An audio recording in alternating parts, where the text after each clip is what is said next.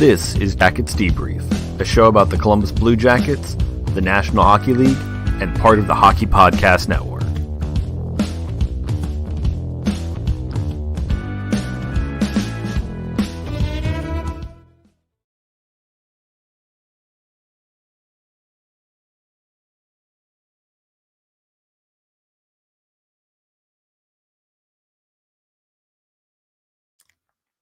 Hello, everyone, and welcome to the show. There we go. I had a problem getting muted there. So we are back.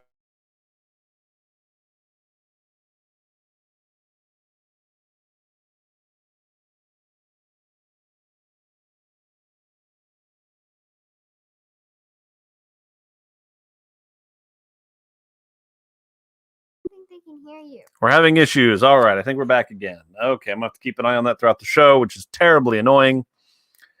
We have a cat again who's just not happy. She's super happy. Look at how pretty that kitty is. That's a pretty kitty. All right.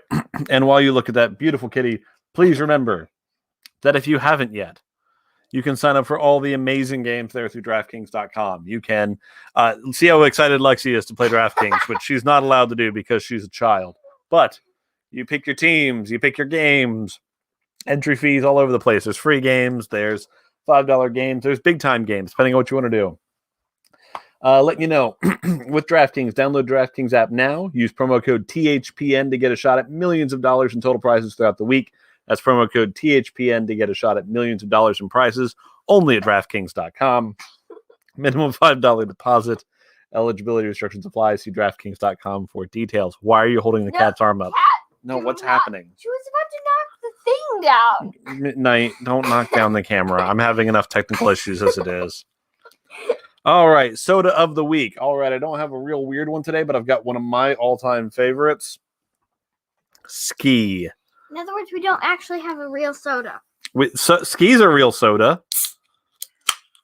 It is so not a real soda. It is a real. How is it a fake soda? Are we imagining this? Are we not actually drinking it? Sure. The child gets less than normal because I know there's caffeine in this. And you don't want. We've all seen this show and listened long enough. We don't want this child having more caffeine than she needs. Not that she gets much of any. All right, and try the Ski. Stuff's amazing and perfect. Ski, if you were not aware. I didn't even drink it yet, but you could just taste the smell. You could just taste the smell. What are you? Do you having a time there, kid? Quite good. Yeah, Ski's delicious. Ski, for those of you who are unaware, bottled somewhere in Kentucky. It is a combination. Imagine Mountain Dew, but somebody actually, like they added real lemon and orange juice to it. It's really good. I love it. It's really good. All right, Lex, ask me your. Go ahead. What? Somewhere on there actually is citrus. Yeah, authentic citrus soda. See, it's authentic. There we go. All right, Lex, let's do our hockey trivia of the week. Okay.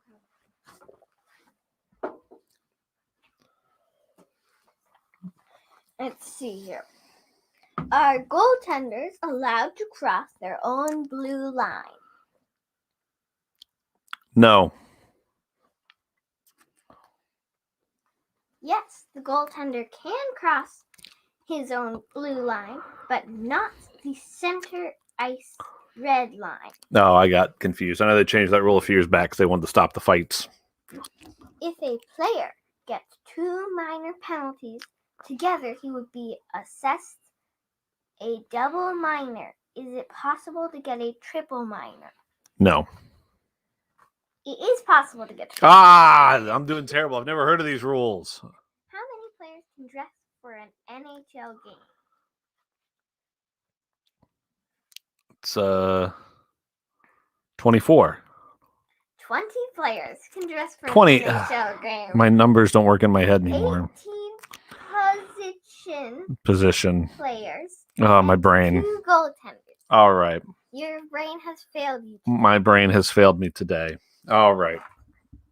Well, that was a wonderful bit of information there, kid. We need a bookmark for this. We need a bookmark. Go find a bookmark for it. You have all the bookmarks. Actually, I only have 13 bookmarks now. Oh no. What will we do? No. It's incredible. I only have 13 bookmarks. Most of the time I have at least 50. These are the problems a 10-year-old has, folks. I'm down to 15 bookmarks. I should have 50. Somebody save me. Get out. Just get out. Fine, bring the book with me. Take the book. Get a bookmark. Take cats. Take anything that's going to destroy this show away. Oh, this. Oh, no. There they go, the cats. There goes the child. My goodness, folks. All right. Goodbye. Thank you, Alexia, for being on the show this week. And what a week it has been for the Columbus Blue Jackets. Oh, boy. If I told you the least stressful part of the Blue Jackets week was going to be how the refs messed with them in that game against the Hurricanes, I mean, all right. Here we go, folks. Starting with the standings on this week. Giving you that idea of where the Blue Jackets are. You know what? We're going to start with Line A. We're just going to get to the Line A stuff early. So, Monday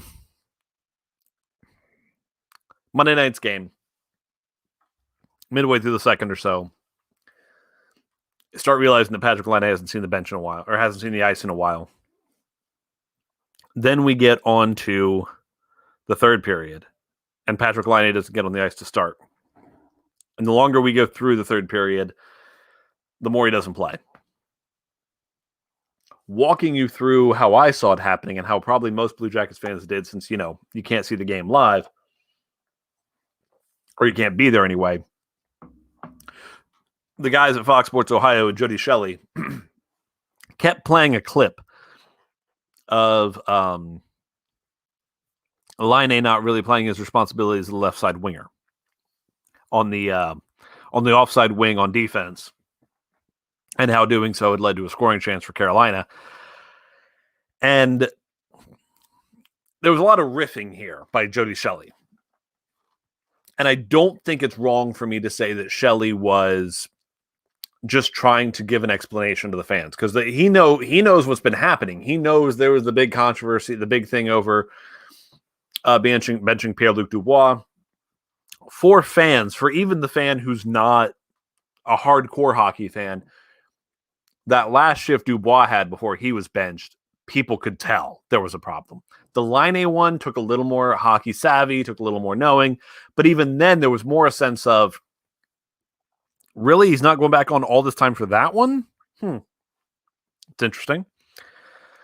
And so what I think started this was because Shelley talked so much, because he so much wanted to carry the water for Tortorella, which you got to remember, Jody Shelley, when he was on there as a color analyst, I think he also holds some kind of role as like an ambassador for the team. He represents the team in different things. So he wants to portray the team in a good way. And Jody Shelley's always been a hardcore team guy. So the situation of Laine's benching was already framed to fans in terms of it was because of play, which a lot of Blue Jackets fans immediately went to. He's been on the team for a week? And you're benching him a whole game because of that, or at least the whole third period in the game where you need to score goals because of that, on a team that's already struggled to score. I get why that reaction came out. That was my reaction, because for a while now, if you follow me on Twitter, something you'll notice is whenever new line combinations come out, I go, does Torts know what he's doing? Or is he just kind of making stuff up as he goes along? Because that's what it feels like most of the time anymore, that he's just, you know what, this is a combination I haven't tried. Let's just throw this against the wall. Let's see what sticks. Let's just do that. And he kept doing it. And it's so that I think threw fans off quite a bit on what was happening there. Now, we find out later, Torts comes out, he says his thing, he says, I don't like the bench players, people start making fun of him for it and all that. Then it comes out that this had to do with something Laine said to a coach. The term that I think was used most, the Dispatch reported at first, was like mouthing off. I mean, this could be anything from him rolling his eyes at a coach, or him.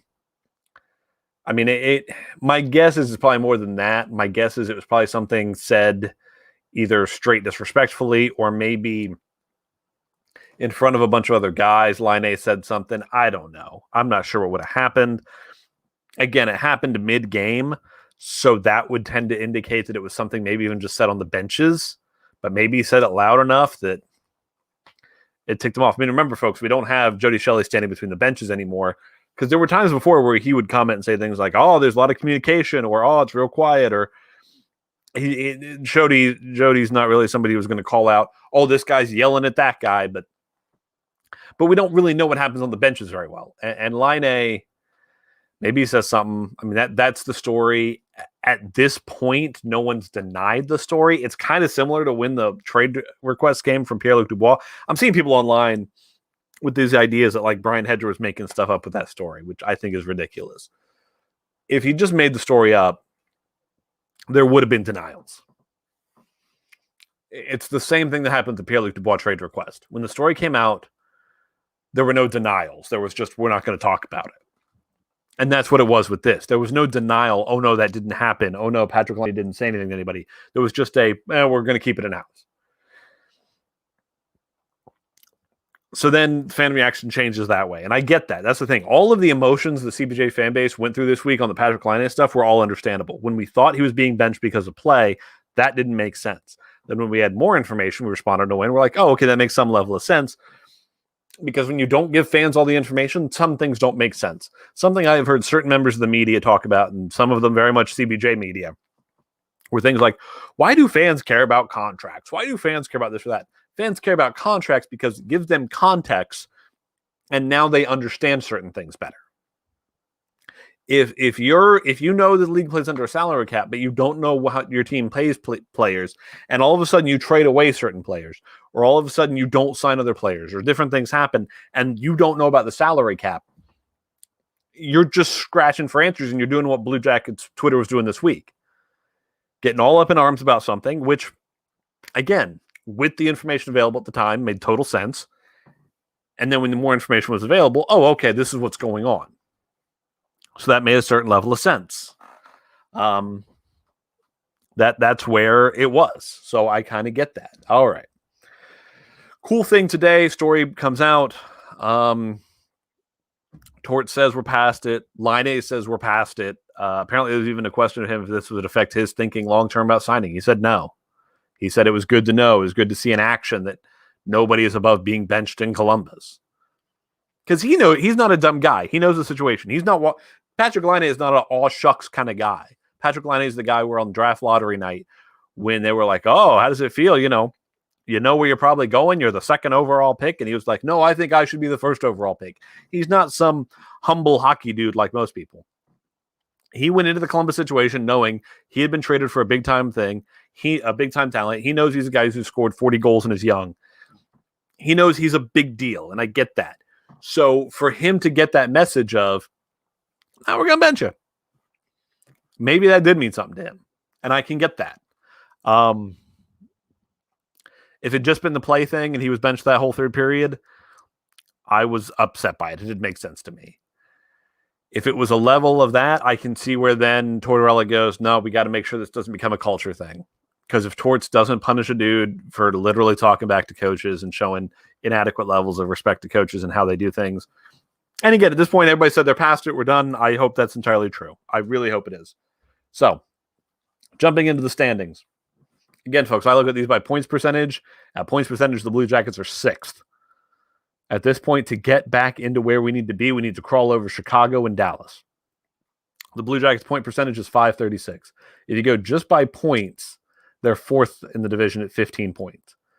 Again, the reason I say we can't go by that is the number 5 team in the division is Carolina. They are 1 point back at Columbus, but they have played 4 less games. There's 8 more points out there for Carolina right now than there is for Columbus. Whereas Chicago, they've both Chicago and Columbus have played 14 games, and Chicago has 16 points, Columbus has 15. So that's where it's at right now. I mean, to be quite honest, I talked about how going into the 2 games against Dallas and 2 games against Carolina, I said if the Blue Jackets win 3, I'll be happy. They didn't. They won 2. So I'm not happy. On top of that, the way they won those 2, it's getting rough. I mean, again, to put it in perspective, in those games, they went they lost to the Stars 6-3, then they beat them 4-3. They lost to the Hurricanes 6-5 in a game that, as we discussed on last week's show, on Sunday's show, because of the... You know what? We're going to go back and talk about that because I have more information than I did then. We're going to talk about what happened against the Carolina game and the call down to the ice. This is a big rant show. Man, this is a big rant show. Thank you, Nick. I am also a big fan of the ski. If you're watching the show live or if you listen to it, the cool thing about doing the show live is I can see Facebook comments people put up as that's all going on. So I can put up the comments there and see what that is. Ski is delicious. I do love ski. Somebody put yawn. If the show bores you, I'm sorry. I do a show. Or maybe you're saying yawn about something else. I don't know. All right. So the Carolina situation. Again, if you're not aware, and you listen to a Blue Jackets or hockey podcast, I'd be stunned if you're not aware of this. But what happened? End of the second period, about 1:15, 1:30 left to go in the second. Carolina scores a goal. Columbus challenges for offside. The challenge happens very quickly. The goal is determined to be onside, and they keep playing. During intermission, the Blue Jackets and the Hurricanes are made aware that the rest of the penalty that Columbus was assessed for the coach's challenge that failed is going to be rescinded because there was some mistake where an intern had a mic on that was their job was only supposed to be communications between the officials on the ice and the officials in Toronto, and they said good goal based on the perspective they saw. And the referees were like, oh, okay, good goal, thinking it was the Toronto control there. And so they let the goal stand. And apparently, because of the COVID protocols, normally those headphones would then be put on by somebody, and Toronto would be screaming, no, get the refs back. But because of COVID protocols, they were handed to somebody who then cleaned them. And then by the time, somebody was yelling to get the officials back, the game had restarted. So the Blue Jackets are then essentially screwed out of a goal, and then they lose the game by 1 goal. And I saw Carolina people and the Carolina play-by-play people in the next game being like, well, if you think about the not assessed fighting penalty that should have been called on Max Domi and not the guy that he was, they were fighting there. Well, that Domi scored later, so maybe he should have been the penalty box, and that's a goal, so it kind of evens out. No, there's a big difference, guys. So here's my issue. Somebody making a bad call on the ice, a referee in the heat of the moment, seeing something wrong or making a bad judgment. Things like a high sticking where the player is, accidentally hit by their own team, or a bad holding call, or even improperly whistling something dead for offside when it shouldn't have been called offside. The human error of the referee in the moment is an expected part of the game. For it then to go under review and for a third party who's not supposed to be part of the decision-making process to materially affect the game is not something you expect as a hockey fan. It's going beyond what that expectation is. It's the whole thing about, I'll use something that I've heard a radio personnel use before. It's like buying, it's like when you buy a ticket to go see a movie. If the movie's bad, that happens. Sometimes you go see a movie and the movie's bad. You don't ask for a refund. That's part of the experience. That's just what it is. You need to be prepared. That's what a ref making a bad call is. If you go in to see the movie and in the midst of the movie, you're halfway into the movie and maybe it's not great, but it's a movie. And then something goes wrong with the projector and everything shuts down. And they're like, oh, well, sorry, there's a problem. The file for that movie is corrupted. So now we got to show you a different movie, but we're only going to show you the end of it. You're not getting a good end of anything there. There's a random third thing event that comes in outside of what you're expecting, and it screws up the whole experience. That's what that was. And the really annoying thing is they then come in and say, we're going to wipe off the penalty, but not the goal. So they made the decision that they could affect something that had happened. This was the thing that really annoyed me about this. They said they didn't want to set a new standard that you could take a goal off the board, but we did want to set a standard that we could rescind the penalty. If you're going to do it, do it. Don't just, And I saw somebody, the dumbest take I saw in all of this was somebody saying, oh, that didn't even affect the play. If the rule is there and you can challenge it, and the Blue Jackets challenge it with every expectation that this is not a judgment call, this is just a black and white, his skates were over the line or they were not, then to turn it into a judgment in the midst of it being reviewed would be insanity. But it would be dumb because then nobody knows what to challenge for. It would turn challenging for offsides into challenging for goaltender interference, which is an infuriating experience because when you challenge for goaltender interference, you don't actually know if you're going to get it called right or not because nobody actually knows what goaltender interference is anymore. Because we've all seen it. When goaltender interference, when there's a challenge, may as well flip a coin. Who knows? Who knows if it'll get overturned or not? Unless it is either incredibly obvious that it is or isn't, flip a coin. If you at all have any doubt in your mind the first time you watch it, flip a coin.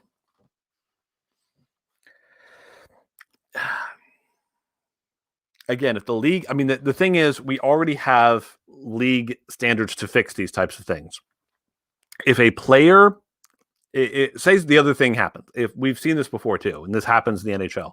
If a player shoots the puck and it goes just over the line and then the goalie hits it out, and the refs on the ice think it was saved when it really wasn't, we have seen times where play has continued for, I think, even up to a minute.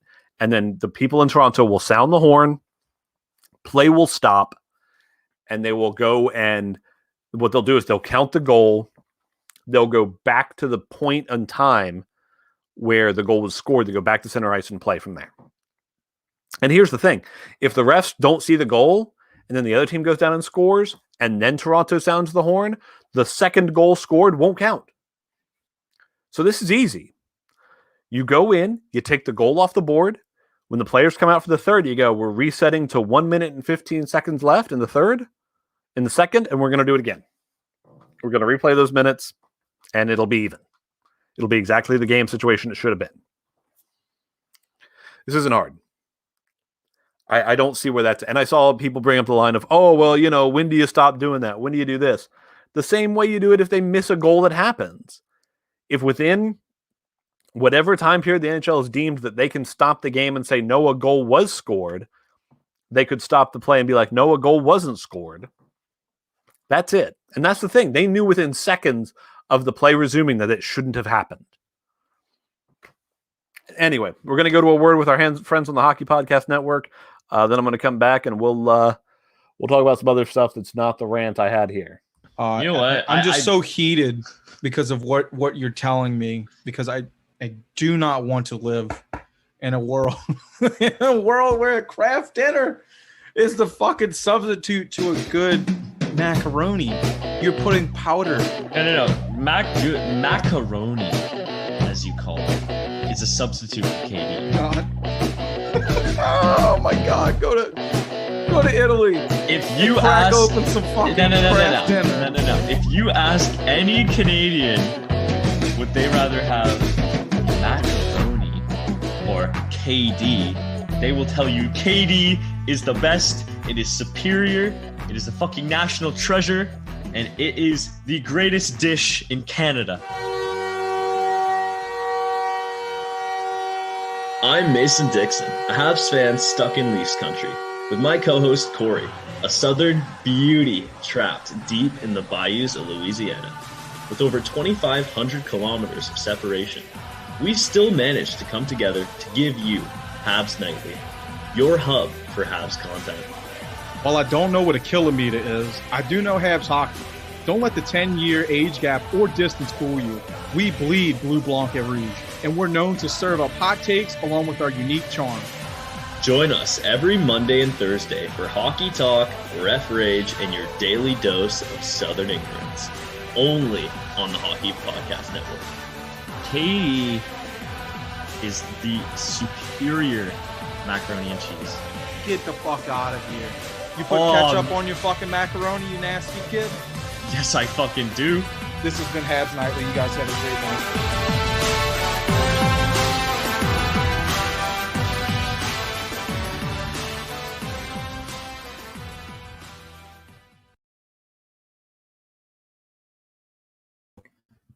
All right.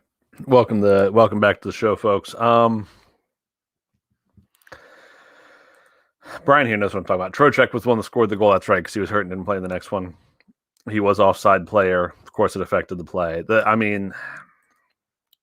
I every time this comes up to, people are like, "Oh, abolish offsides." I, for a long time, have been someone who said, "Nope, don't want to do that." Because here's something: if you notice, when they play 3-on-3 in overtime, and when getting in offside is not a problem, what happens? The game slows down to a crawl. Like, once they're in the zone, it's fun, 3-on-3.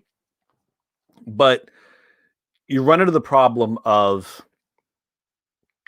guys, if there's not something good, they're like, I'll just take it back out. No big deal. Because you're not forcing a decision. Sports work better when players have to make decisions quickly. That's what the offside line does. That's what the blue line does.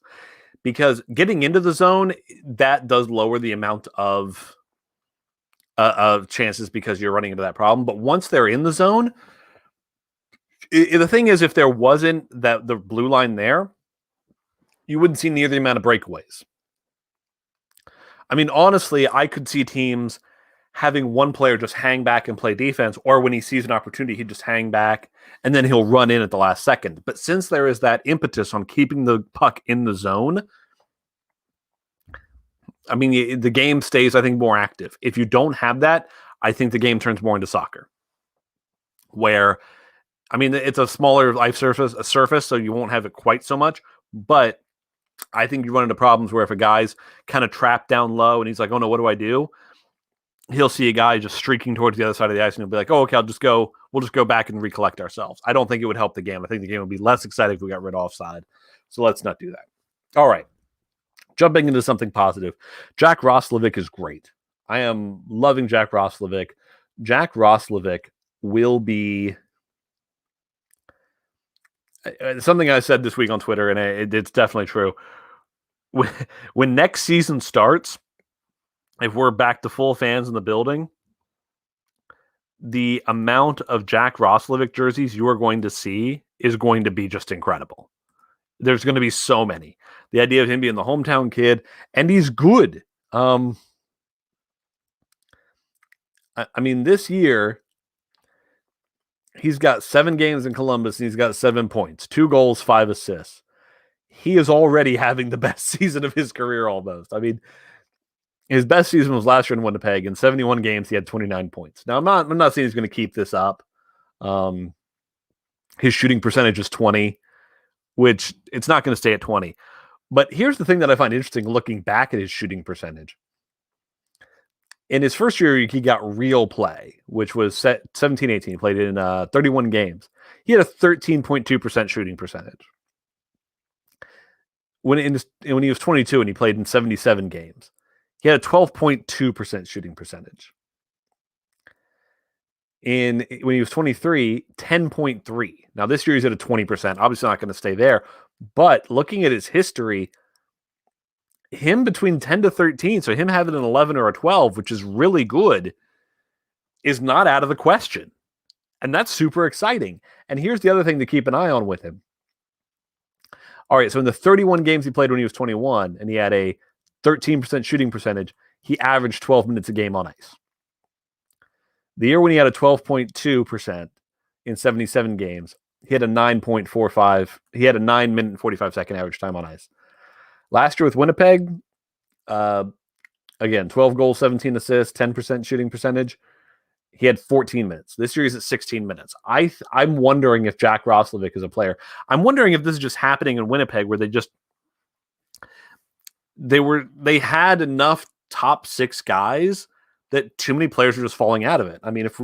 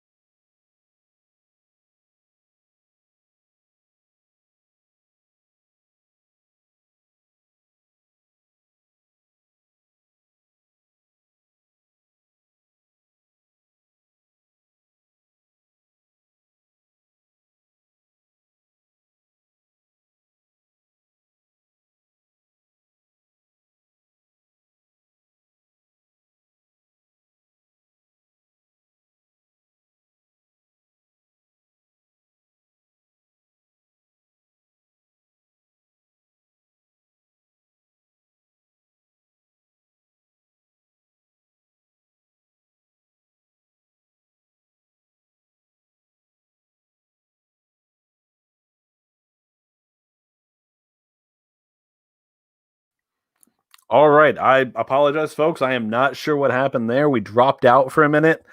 We're back. Oh, that was fun. Anyway, Jack Roslovic looks really good. I'm excited about it. I mean, that would be something. If out of the Pierre-Luc Dubois trade, we got two real offensive talents with Patrick Laine and Jack Roslovic. I mean, I'm not going to sit here and say that I think Jack Roslovic is going to be Pierre-Luc Dubois, but if you got a guy who can be a middle six center, a guy who can be a two center, and a scoring talent like Patrick Laine out of that deal, that's really good. That's a really good way for that to turn out. Anyway, a couple last things we're going to get to this week. Mikko Koivu retired. I don't know where. I'm going to kind of echo some of the sentiments I had with the Corey Crawford retirement, which is, the guy gave it one more shot. He talked about how he wasn't sure if that was going to be, he talked about the reason he retired is he felt like he couldn't be as good for his teammates as he should be. With Corey Crawford, the way I described it was, he spent all the time in Chicago. Somebody give it a shot somewhere else, and things just didn't go. Mikko Koivu, same way. No hard feelings. He was a good player for the few games we saw him. I would like to have him to have stuck around at least for a full season because I think he was good. I think he was a good teammate in terms of they showed a lot of footage of him, trying to kind of teach other players and just being that solid veteran presence. So good luck to him. Good on him. So with that, we will close out the show this week here. Thank you all very much for watching. Thank you for listening. Thank you for sticking with me through all the weirdness this week and all that. And go Jackets. Please subscribe to the show. Follow us on Twitter @JacketsDebrief. And thank you for listening.